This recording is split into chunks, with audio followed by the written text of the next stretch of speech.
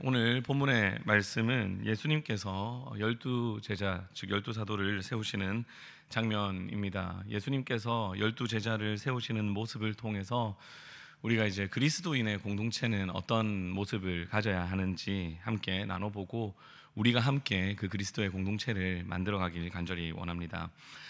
먼저 예수님의 공동체, 그리스도인의 공동체는 첫째로는 예수님의 사명을 감당하는 공동체입니다. 누구의 사명을 감당하는 공동체요? 예수님의 사명을 감당하는 공동체입니다. 우리는 사실 오늘 읽었던 이 본문의 내용이 매우 익숙합니다. 예수님께서 12제자를 부르신 것을 너무 잘 알고 있고요. 그렇기 때문에 이제 이 본문을 볼 때 이제 이 본문을 읽으면서 예수님께서 12명의 제자를 부르셨는갑다 이렇게 생각하면서 좀 쉽게 넘어가기가 쉽습니다. 그런데 우리가 지금 예수님께서 12제자를 세우셨는데 이 12제자를 부르신 모습을 살펴보기 전에 한 가지 확인해 봐야 할 것이 있습니다. 그것은 바로 예수님께서 왜 12제자를 부르셨는가라는 것이죠. 그러니까 사실 예수님께서는 이전까지도 혼자서 모든 사역들을 감당하셨습니다. 혼자서 오병이어의 기적을 이루셨고요. 많은 병자들을 고치고 말씀을 선포하는 그 사역을 예수님 혼자서도 잘 감당하고 계셨다는 것이죠. 그러니까 사역의 효율성적인 측면에서는 어떤 측면에서 본다면 이제 함께 하는 것보다 사실은 혼자 하시는 것이 더 편하실 수도 있다는 것입니다. 그런데도 지금 예수님께서는 제자들을 부르시고 12명의 제자들 특별히 따로 세우셨다는 것이죠. 그렇다면 예수님께서는 왜 12제자를 따로 부르셨을까요? 예수님께서 12제자를 부르신 이 배경을 보려면 바로 앞에, 오늘 읽었던 본문 바로 앞에 있는 마태복음 9장 37절과 38절의 말씀을 먼저 살펴봐야 합니다. 한번 함께 읽어보겠습니다. 이에 제자들에게 이르시되 추수할 것은 많되 일꾼은 적으니 그러므로 추수하는 주인에게 청하여 추수할 일꾼들을 보내어 주소서 하라 하시니라. 아멘. 잠시만 떼어놔 주십시오. 그러니까 지금 예수님께서 이 말씀을 하신 이후에 처음 등장하는 사건이 12제자를 세우신 장면이란 말이죠. 그럼 지금 예수님께서 뭐라고 얘기하십니까? 추수할 것이 적다고 하십니까? 많다고 하십니까? 많은데 지금 뭐가 적다고요? 일꾼이 적다고 말씀을 하셨던 것이죠. 즉 예수님께서는 지금 추수할 일꾼들을 찾고 계신 것입니다. 그러니까 지금까지 영혼을 구원하는 이 추수의 사역을 예수님께서 혼자 담당하셨는데 예수님께서는 지금 그 영혼을 구원하는 추수하는 그 일에 함께 할 사람들을 모으고 계시다는 것입니다. 그리고 이 말씀을 하신 후에 예수님께서 이제 12제자를 세우셨다는 것이죠. 그렇다면 이 말씀을 하신 후에 예수님께서 12제자를 세우셨다는 이 의미는 무엇일까요? 예수님께서는 12제자를 세우시면서 이 12명의 제자들에게 영혼을 구원하는 이 추수의 사역, 예수님의 사역에 동참시키신 것입니다. 그러니까 우리는 제자라는 단어를 생각하면 스승에게 가르침을 받는 자 정도로 생각하다 보니 예수님의 12제자를 생각할 때도 예수님의 가르침을 받았던 사람 정도로 생각하기 쉬운데 예수님의 12제자는 단순히 예수님께 배우고 예수님의 가르침을 받는 제자가 아닌 예수님의 영혼을 구원하는 그 사역에 함께 동참하는 자들이라는 뜻이죠. 그러니까 제자들의 사명은 단순히 예수님께로부터 배우는 것이 아닌 예수님의 사역에 함께 동참하는 것이라는 것입니다. 제자들의 사명이 예수님의 사역에 동참하는 것이라는 것을 보여주는 또 하나의 모습이 있습니다. 그것은 바로 예수님께서 제자들을 파송하시면서 하신 말씀인데요. 먼저 이제 예수님께서 어떤 사역을 하셨는지 마태복음 9장 35절에 나옵니다. 한번 함께 읽어보겠습니다. 예수께서 모든 도시와 마을에 두루 다니사 그들의 회당에서 가르치시며 천국 복음을 전파하시며 모든 병과 모든 악한 것을 고치시니라. 아멘. 지금 이것은 예수님의 제자들의 사역이 아닌 예수님의 사역입니다. 그러니까 우리가 예수님의 사역을 얘기할 때 크게 세 가지를 얘기하는데요. 몇 가지를 얘기한다고요? 세 가지를 얘기합니다. 첫 번째는 가르치시고, 두 번째는 전파하시고, 세 번째는 고치신. 이 세 가지 사역을 예수님의 사역이라고 말을 합니다. 그런데 지금 예수님의 사역이 가르치시고 전파하시고 고치시는 것이었는데, 예수님께서 제자들을 세우신 후에 제자들을 파송시키시는 이 장면을 보면 이제 좀 놀라운 것이 하나가 있습니다. 먼저 예수님께서 제자들을 보내실 때 권능을 주시는데요, 이것이 마태복음 10장 1절에 나옵니다. 한번 함께 읽어보겠습니다. 예수께서 그 12제자를 부르사 더러운 귀신을 쫓아내며 모든 병과 모든 약한 것을 고치는 권능을 주시니라. 아멘. 지금 예수님께서 제자들에게 권능을 주셨는데요, 그 권능이 무엇입니까? 모든 병과 모든 약한 것을 고치시는 권능을 주셨다라는 것입니다. 그리고 이렇게 권능을 주신 후에 예수님께서 이 12제자를 파송하시는데, 파송을 하시면서 하시는 말씀이 마태복음 10장 7절과 8절에 나옵니다. 한번 함께 읽어보겠습니다. 가면서 전파하여 말하되 천국이 가까웠다 하고, 병든 자를 고치며 죽은 자를 살리며 문둥이를 깨끗하게 하여 귀신을 쫓아내되 너희가 거저 받았으니 거저 주어라. 아멘. 지금 여기서 제자들이 할 사역에 대해서 예수님께서 말씀하시는데, 제자들이 지금 하는 사역이 무엇입니까? 병든 자를 고치고 사람들에게 복음을 전파하고 가르치는 사역을 감당해야 한다고 말씀하신 것입니다. 즉 지금 예수님께서 제자들에게 주신 권능과 제자들에게 맡기신 사역이 누가 하셨던 사역입니까? 예수님이 하셨던 사역을 예수님께서 제자들에게 지금 맡기고 계신 것입니다. 즉 예수님의 제자들은 단순히 예수님의 가르침을 받는 그런 제자로 끝나는 것이 아닌, 예수님께 받은 권능으로 예수님의 사역에 동참해서 그 사역을 감당하는 자들이 바로 예수님의 제자들이었다는 것입니다. 우리는 이렇게 예수님께서 12제자를 세우시는 모습을 통해 우리는 두 가지 사실을 알게 됩니다. 첫 번째는 먼저 하나님의 일은 개인이 아닌 공동체를 통해 이루어진다는 것입니다. 뛰어난 한 사람의 개인을 통해 이루어지는 것이 아닌 공동체를 통해 이루어진다는 것이죠. 그리고 두 번째로는 하나님께서 세우신 이 공동체는 예수님의 사명을 감당하는 공동체라는 것입니다. 그래서 사도 바울이 성도들의 섬김에 대해서 고린도전서 12장에서 설명할 때 몸의 지체에 비유해서 설명을 합니다. 왜 다른 비유 대상이 많았을 텐데도 몸의 지체에 비유해서 설명을 할까요? 그것은 바로 교회의 머리이신 예수님의 각 지체된 자로서 예수님의 사역을 함께 감당하는 곳이 바로 교회이기 때문입니다. 사랑하는 성도님들, 우리는 성도로 공동체로 부른 우리가 하는 일의 정체성을 정확하게 알아야 합니다. 그러니까 교회가 공동체로 모여서 함께 주의 몸된 교회를 세우고 섬긴다는 것은 단순히 같은 종교를 가진 여러 사람들이 함께 모여 일한다는 차원이 아니라는 것입니다. 그러니까 교회를 세우는 섬김은 예수님의 사역을 감당하는 것이고, 그렇기 때문에 가르치고 전파하시고 고침으로써 영혼 구원의 사역을 감당하신, 그 사명을 감당하신 예수님의 사역에 함께 동참하는 것이라는 것입니다. 그래서 교회를 세우는 이 공동체의 섬김은 영혼을 구원하신 예수님의 모습이 나타나야 한다는 것입니다. 그러니까 우리가 공동체로서 교회 내에 여러 가지 사역을 감당합니다. 그럴 때에 이제 빠지기 쉬운 함정 중에 하나가 바로 봉사의 기능적인 측면에 초점을 맞추기 쉽다는 것입니다. 그러니까 우리가 교회를 세우는 섬김을 하다 보니 이제 내가 담당하는 이 봉사가 담당해야 되는 이 기능적인 측면에 초점을 맞추기 쉽다는 것이죠. 그러니까 제일 처음 우리가 봉사를 할 때는 내 모습 속에서 예수님의 모습이 나타나야지 하면서 시작하지만 하다 보면 이제 이 하는 일 자체에 익숙해지다 보니 나의 모습에서 예수님의 모습이 나타나는가 보다 지금 내가 하고 있는 이 일을 잘 하고 있는가에 초점을 맞추게 되기 쉽다는 것입니다.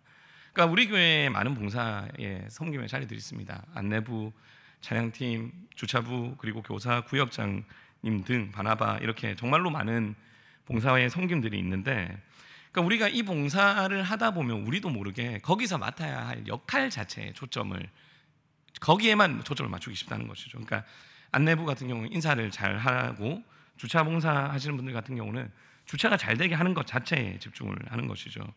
구역장이나 교사 같은 분들은 이제 반모임 하는 것 자체에 이제 집중을 하기 쉽다는 것이죠. 그러니까 물론 봉사의 기능적인 측면이 중요합니다. 그리고 제가 절대로 이 섬기시는 분들의 수고와 섬김을 절대로 무시하는 것이 아닙니다. 그걸 말하는 것이 아니라 교회의 섬김의 핵심은 이제 교회에 우리가 공동체를 세우는 이 공동체의 섬김의 핵심은 기능이 아닌 예수님의 사역을 감당하는 것이 되어야 한다는 것입니다. 그러니까 우리의 섬김을 통해 가르치고 고치시고 전파하시는 예수님의 모습이 나타나야 하는데 그러니까 우리의 섬김이 우리가 하는 그 익숙한 일 자체에 집중을 하다 보니 이제 이 부분은 무시하고 우리의 봉사의 기능적 측면에만 우리도 모르게 집중하기가 쉽다는 것이죠. 그러니까 섬기는 분들의 이 헌신과 봉사가 이런 기능적 측면이 아무리 잘 되더라도 그거에만 초점을 맞추다 보니 우리도 모르게 이제 영혼들을 살리고 세우는 것보다 그 일이 잘 되는 것에 우리가 초점을 맞추고 있어서 아무리 그 기능이 잘 되더라도 우리도 모르게 그 결과로 상처받은 사람, 실족하는 사람이 생긴다면 우리는 우리의 봉사와 섬김을 한번 고민해 볼 필요가 있는 것이죠. 내가 무엇을 위해 봉사를 하고 있는가라는 것이죠. 그리고 우리의 섬김의 핵심이 예수님의 모습을 나타내는 것이라는 것을 정확하게 인식한다면 우리의 섬김이 단순히 내가 담당해야 할 역할을 잘 했다라는 차원으로 끝나는 것이 아닌 나의 섬김과 봉사를 통해 예수님의 모습이 나타나고 결국 영혼을 구원하는 모습으로 연결이 돼야 한다는 것입니다. 그래서 예수님의 몸된 교회를 세우는 이 공동체의 사역은 예수님의 모습을 드러내는 것이 가장 큰 핵심이 되어야 하고 그리고 우리는 이를 통해 성도의 섬김에는 높고 낮음이 없다는 것을 한 번 더 알게 되는 것이죠. 왜냐하면 우리의 섬김의 핵심은 내가 어디서 어떤 일을 하는가가 아니라 그 일을 통해 예수님의 사명을 잘 감당하는가, 가르치고 고치시고 전파하심으로 영혼을 구원하셨던 그 사명을 내가 잘 감당하고 있는가에 따라 결정되기 때문이고 무엇보다도 교회의 머리이신 예수님의 손과 발이 되어 그 일을 감당하는 것이기 때문에 교회의 섬김에는 정말로 높고 낮음이 없다는 것입니다. 그리고 교회의 섬김의 핵심은 결국 예수님의 모습이 나타난 것이기 때문에 우리의 섬김은 단순히 교회 안에서의 섬김으로만 끝나는 것이 아닌 세상을 향해 나아가는 것으로 연결되는 것이죠. 왜냐하면 결국 교회의 모든 섬김이 복음을 전하기 위해 하는 것이기 때문입니다. 그래서 예수님께서는 지금 제자들에게 권능을 주신 후에 제자들을 교회 안에 그 공동체 안에 섬기게 하신 것으로 끝낸 것이 아닌 제자들을 세상으로 보내셨습니다. 그러니까 예수님께서 제자들을 세상으로 보내셨듯 우리 공동체의 섬김도 결국 세상을 향해 나아가야 한다는 것이죠. 따라서 교회 안에서뿐만 아니라 세상 속에서 내 삶에서 나타나는 그 삶의 모습도 예수님의 모습이 나타나야 한다는 것입니다. 어떻게 본다면 우리의 믿음이 연약하기 때문에 그리고 세상에 살아갈 때 믿음대로 살기가 쉽지 않은 모습이 있다 보니 이제 세상에서 바르게 살지 못한 믿음대로 살지 못한 그 하나님께 죄송한 마음을 이제 교회 봉사를 가지고 내가 봉사하니 괜찮겠지라는 식으로 어떻게 보면 나의 마음을 편하게 해주기 위한 수단으로만 생각한다면 우리는 한번 우리의 봉사와 섬김을 고민해 볼 필요가 있는 것이죠. 오히려 교회를 세우는 섬김을 통해 예수님의 모습이 내 삶 속에서 나타났듯 우리가 삶 속에서도 그리스도의 사랑을 드러내며 살아가는 것이 예수님의 제자된 자로서, 예수님의 공동체에 소속된 자로서 살아가는 삶의 모습이라는 것입니다.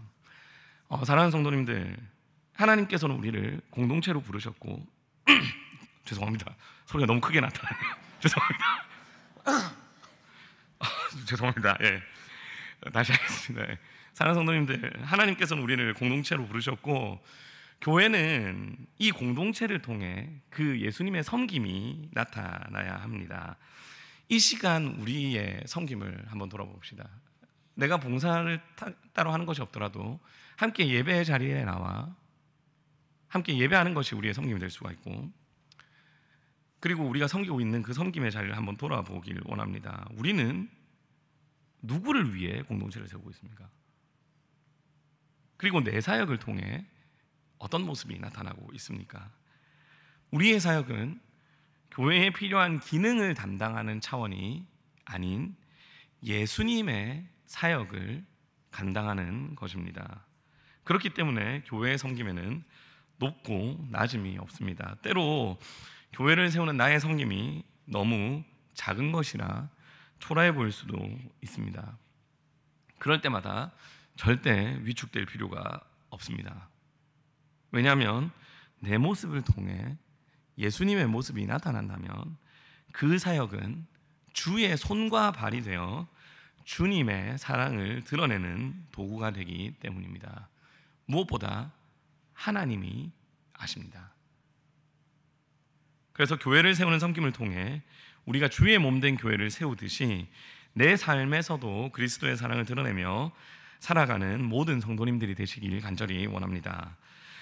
그리스도인의 공동체의 두 번째 특징은 평범했지만 위대한 일을 해낸 공동체입니다. 한번 함께 해보겠습니다. 평범했지만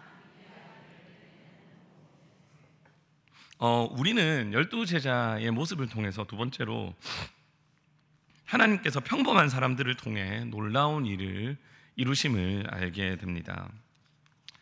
12제자의 모습을 보면요, 사실 정말로 평범한 사람으로 구성이 되어 있었습니다. 12제자의 직업이 무엇이었습니까? 모두가 다 나오진 않았지만 베드로, 안드레, 야고보, 요한은 어부였죠. 마태는 세리였습니다.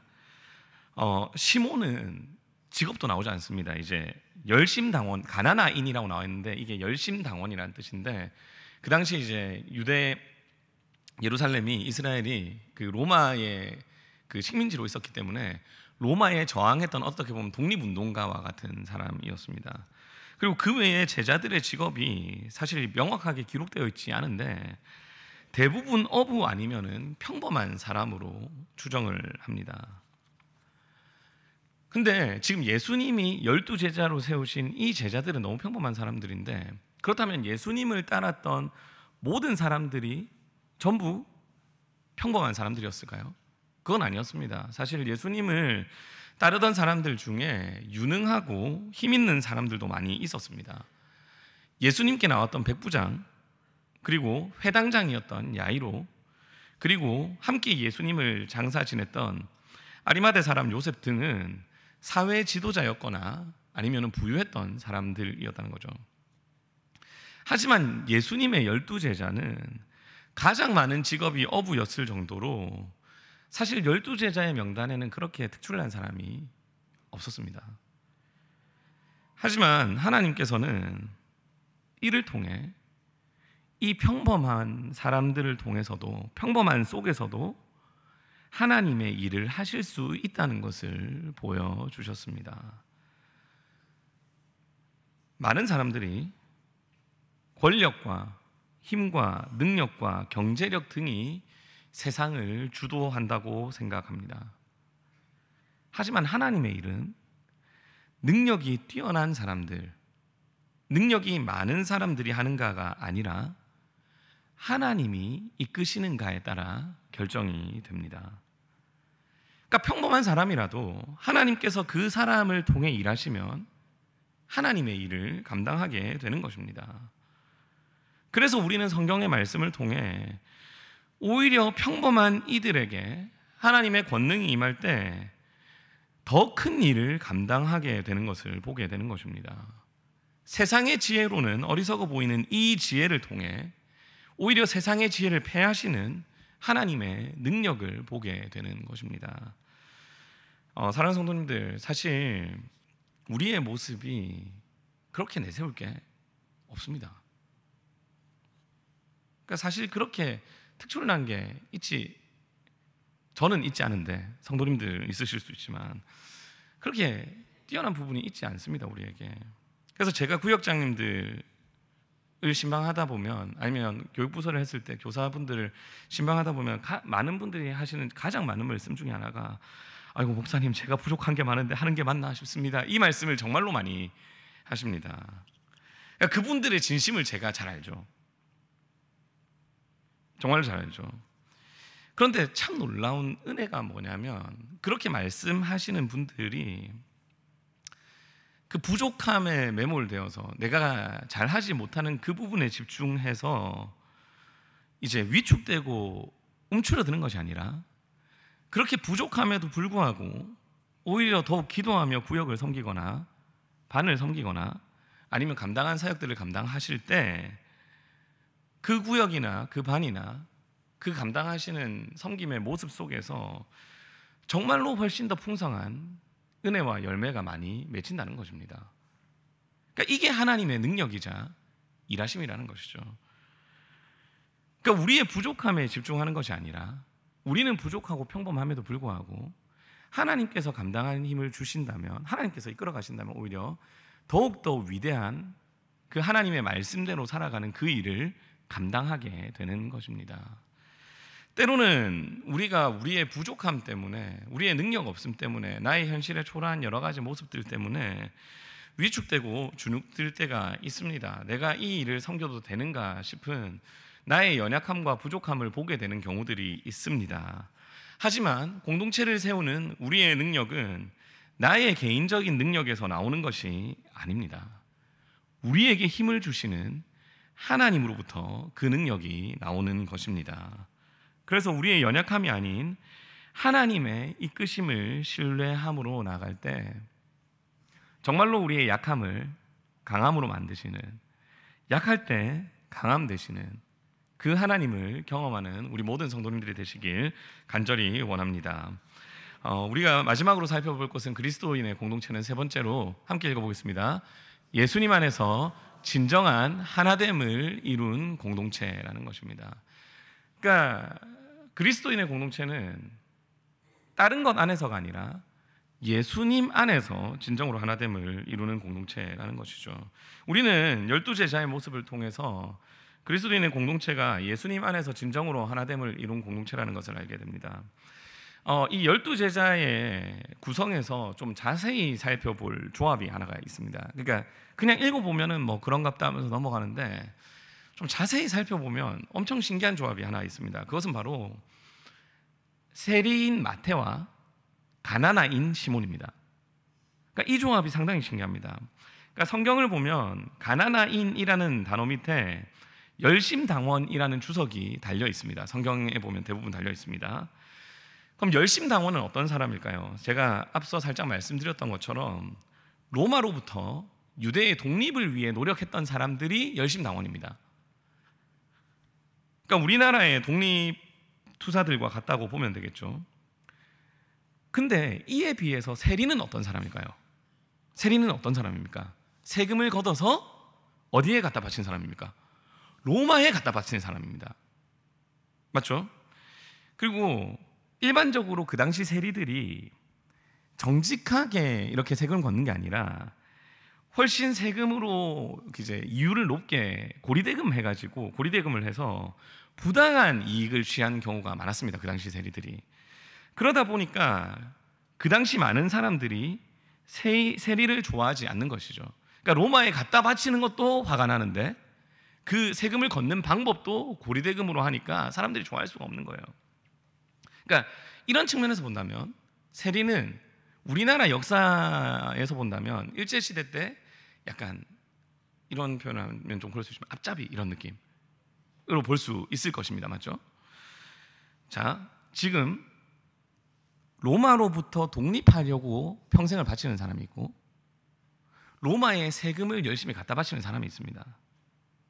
그럼 이 두 사람은 사이가 좋을 가능성이 높을까요? 안 좋을 가능성이 높을까요? 이거는 좋을 수가 없죠. 그렇지 않습니까? 이 두 사람은 사이가 좋을 수가 없습니다. 당연히 안 좋았을 겁니다. 그러니까 안 좋은 정도가 아니라 이 원수지간이 될 수밖에 없는 사이라는 것이죠. 그런데 지금 이 두 사람이 예수님의 제자로 같이 있습니다. 그리고 성경에서는 이 두 사람이 다퉜다는 얘기가 나오지 않습니다. 그러니까 우리가 알 수 있는 것이 무엇입니까? 이 사실을 통해 우리는 교회 공동체가 정말로 서로의 차이점에도 불구하고 모든 것이 그리스도 안에서 하나 되는 공동체라는 것을 정말로 알게 되는 것이죠. 사실 공동체의 이 통일성이라고 해야 되나요? 서로 하나됨을 만드는 이 정체성, 공동체의 정체성은 기준이 무엇인가에 관한 것입니다. 서로의 공통점이 무엇이고 서로의 이제 가지고 있는 관심사, 서로를 하나 되게 하는 것이 무엇인가에 따라 그 공동체의 정체성이 정해집니다. 근데 예수님의 제자들이 지금 완전히 사이가 안 좋을 수밖에 없는 이런 사람들이 있었음에도 불구하고 서로가 하나 됐던 이유는 무엇일까요? 로마의 세금을 갖다 바치는 물질이 기준이 된 것도 아니고 우리나라를 로마로부터 독립하겠다는 나라의 독립이 기준이 된 것이 아니라 정말로 이들의 기준이 예수님이 되었기 때문입니다. 그러니까 다른 것이 기준이 되는 것이 아니라 예수님을 믿는 사람들의 기준은 말 그대로 예수님이 기준이 되기 때문에 그 차이점에도 불구하고 하나된 공동체를 이룰 수 있다는 것이죠. 이것은 예수님의 12제자에서만 나타나는 모습이 아니라 초대교회의 모습에서도 나타납니다. 이방인 선교를 담당했던 안디옥 교회는 인종과 신분과 경제적 배경들이 다양했음에도 불구하고 하나 되는 교회를 세웠고 그리고 예수님을 믿지 않는 사람들에게 그리스도인이라고 불렸던 교회였습니다. 근데 이 안디옥 교회의 구성이 어떠했습니까? 사도행전 13장 1절의 말씀을 한번 함께 읽어보겠습니다. 안디옥 교회에 선지자들과 교사들이 있으니 곧 바나바와 니게르라 하는 시몬과 구레네 사람 루기오와 분봉왕 헤롯의 젖동생 마나엔과 및 사울이라. 아멘. 잠시만 떼어주십시오. 지금 안디옥 교회의 선지자들과 교사들의 명단이 나오는데요, 바나바와 사울은 원래 안디옥 교회 출신이 아닙니다. 예루살렘 교회에서 파송받은 사람들입니다. 늦게 합류한 사람들이죠. 그리고 니게르라는 이 사람이 정확하게 어떤 사람인지 알 수 없는데 이제 흑인을 영어로 뭐라고 합니까? 니그로라고 하지 않습니까? 비속어로. 그 단어의 어원입니다. 그러니까 아마 흑인 또는 아프리카 지역의 사람이었을 가능성이 높은 것이죠. 그리고 구레네 역시도 아프리카 지역입니다. 근데 갑자기 누가 등장합니까? 분봉왕 헤롯의 젖동생이라고 한다면 그 당시 평범한 사람이었을까요? 완전 사회 지도자였을까요? 지도자 중에 지도자죠. 로열 패밀리죠. 근데 이렇게 다양한 경제적 배경, 다양한 성향, 다양한 배경에도 불구하고 이 사람들이 지금 교회 안에서 어떤 모습을 보이고 있습니까? 따로따로 분란되어 있습니까? 하나 되어 있습니까? 하나 되어 있습니다. 왜 그렇습니까? 이들의 기준이 예수 그리스도이기 때문입니다. 사랑하는 성도님들, 사실 교회의 하나됨은 머리로는 너무나도 잘 알지만 사실 우리에게 참 어려운 부분입니다. 근데 우리가 그래서 교회가 어떤 곳인지를 알아야 합니다. 우리가 교회에 대해서 오해하는 것이 같은 종교를 가진 사람들의 모임으로 오해를 합니다. 하지만 교회는 같은 종교를 가진 사람들의 모임이 아닙니다. 같은 종교를 가진 사람들의 모임으로 생각한다면 우리의 기준은 예수님이 아닌 종교가 됩니다. 교회는 주는 그리스도시요 살아계신 하나님의 아들이라고 고백했던 그 고백 위에 예수님이 하나님의 아들이시고 하나님 날 구원하신 그리스도 메시아라는 것을 믿는 그 믿음 위에 세워진 공동체입니다. 사람들이 모여서 교회가 있는 것이 아니라 주는 그리스도시요 살아계신 하나님의 아들이라는 이 믿음의 고백이 있기 때문에 교회가 있는 것입니다. 예수님께서는 예수님을 믿는 사람 위에 내 교회를 세우겠다고 하지 않으셨고, 주는 그리스도시요 살아계신 하나님의 아들이라고 말씀하신 이 믿음의 고백 위에 내 교회를 세우신다고 하셨습니다. 그렇기 때문에 교회는 예수님을 하나님의 아들이자 날 구원하신 구원자로 믿는 사람들의 모임이고, 따라서 우리의 기준은 같은 종교, 우리가 기독교라는 종교를 믿고 있느냐가 아닌 정말로 우리가 예수님을 통해 구원받은 자로서 이 믿음을 가지고 있느냐. 그래서 날 구원하신 슬픔 가운데에서도 예수를 믿을 때 우리를 구원하신 그 구원의 기쁨 가운데 감격하며 서로의 차이점에도 불구하고 예수 그리스도 안에서 하나됨을 만들어가는 것이 바로 교회라는 것입니다. 우리는 이것을 믿는 사람들의 모임입니다. 하지만 이렇게 머리로는 알지만 교회 하나됨이 참 어려운 부분이 많습니다. 저도 마찬가지고, 이설교라는 저도 마찬가지고, 사실 우리가 예수님이 기준이 되어야 한다고 하지만 사실은 내가 기준이 되는 경우가 많죠. 내 신앙의 틀과 다르면 저 사람 신앙 이상하다.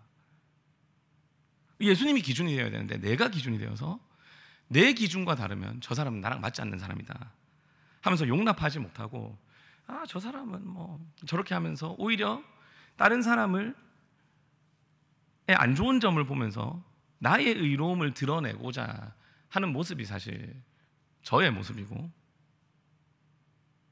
우리의 연약함이라는 것이죠. 그러니까 그런 모습을 보면서 예수님이 기준이 되어서 다른 사람의 연약함을 볼 때 저 사람도 예수님께서 구원해 주신 우리의 주의 몸된 지체로 보는 것이 아닌, 내가 기준이 되어서 나는 신앙생활을 잘하는데 저 사람 보니까 신앙생활도 잘 못하는 것 같고 그래도 나는 저 사람들과 다르니 나는 의로운 사람이다 이렇게 생각하면서 예수 그리스도의 의로움이 아닌 나의 의로움을 드러내기 위한 도구로 교회를 생각하는 것이 사실 저의 모습이기도 하다는 것입니다. 그러니까 이런 연약함이 우리로 하여금 하나님 앞에 서기 참 부끄럽게 만들죠. 하지만 매번 말씀드리지만 우리의 모습만 보면, 나의 모습만 보면 사실 예수님 앞에 나갈 수도 없고 주의 몸된 교회를 하나 되게 만들어 갈 수도 없습니다. 하지만 우리가 집중해야 하는 것은 이런 우리의 연약함이 아니라는 것입니다. 지금 12제자를 세우신 것이 누구십니까? 예수님이 세우셨습니다. 12제자가 선착순으로 나가서 예수님 12명 모였으니까 이제 저희를 12제자로 삼아주시죠 이러면서 베드로가 제가 알아서 수제자가 되겠습니다 이렇게 한 것이 아니라 예수님이 12제자를 부르셨고 세우셨고 무엇보다 그들에게 그 모든 사명을 감당할 수 있는 힘과 능력을 예수님이 주셨습니다. 그러니까 우리에게 주신 사명의 자리는 내가 감당할 수 있으니까 내 능력으로 감당하는 것이 아닌, 우리가 감당할 수 있기에 하나님께서 감당할 수 있는 힘을 주시면서 우리에게 주시는 자리라는 것이죠. 그래서 자리뿐만 아니라 감당할 수 있는 능력도 함께 주시는 것입니다. 우리는 이것을 믿는 것입니다. 내가 잘하니까 내 능력으로 이걸 할 수 있다는 것이 아니라 나는 부족하고 넘어지더라도 하나님께서 우리를 이 자리에 세우셨고 그렇기 때문에 하나님께서 우리에게 이것을 감당할 수 있는 능력을 주셨다는 것을 믿으며 나아가는 것입니다. 그러니까 내 능력이 뛰어나서 내가 할 수 있어서 이 사명의 자리를 주신 것이 아니라 우리를 이 자리로 부르신 하나님께서 우리의 연약함에도 불구하고 우리에게 그 모든 것을 감당할 수 있는 힘을 주셨기 때문에 우리가 이것을 감당할 수 있다는 것을 믿음으로 그 사명의 자리를 감당하며 나가는 것이 우리의 믿음이라는 것입니다. 그래서 빌립보서 4장 13절에서 뭐라고 얘기합니까? 내게 능력 주시는 자 안에서 내가 모든 것을 할 수 있느니라. 아멘. 사랑하는 성도님들, 말씀을 마무리하겠습니다. 우리는 오늘 12제자를 세우시는 예수님의 모습을 통해 그리스도인의 공동체의 모습을 함께 살펴보았습니다. 그리스도인의 공동체는 먼저 예수님의 사명을 감당하는 공동체입니다. 우리가 하는 봉사의 기능적인 그냥 일을 감당하는 공동체가 아닌 예수님의 사명을 감당하는 공동체입니다. 그리고 그들은 평범한 사람들이었지만 위대한 일을 감당한 공동체입니다. 그리고 무엇보다 예수 그리스도 안에서 예수님이 기준이 되었기 때문에 하나 되었던 공동체가 그리스도인의 공동체입니다. 그리고 하나님께서 우리 울산교회를 예수 그리스도의 이름으로 모으셨기에 우리 공동체가 이런 공동체가 될 줄 믿습니다. 우리에게 부족한 부분이 있지만 하나님께서 내게 능력을 주시기에 이 모든 것을 감당하며 그리스도인의 공동체를 세워나가며, 특별히 오늘 기도하는 시간을 통해 하나님 나의 부족한 부분을 깨닫게 해주시고 감당할 힘을 허락하여 주셔서 우리 울산교회가 정말로 주의 몸된 교회로서 바른 그리스도인의 공동체를 세워가게 해달라고 함께 기도하며 나가길 간절히 원합니다.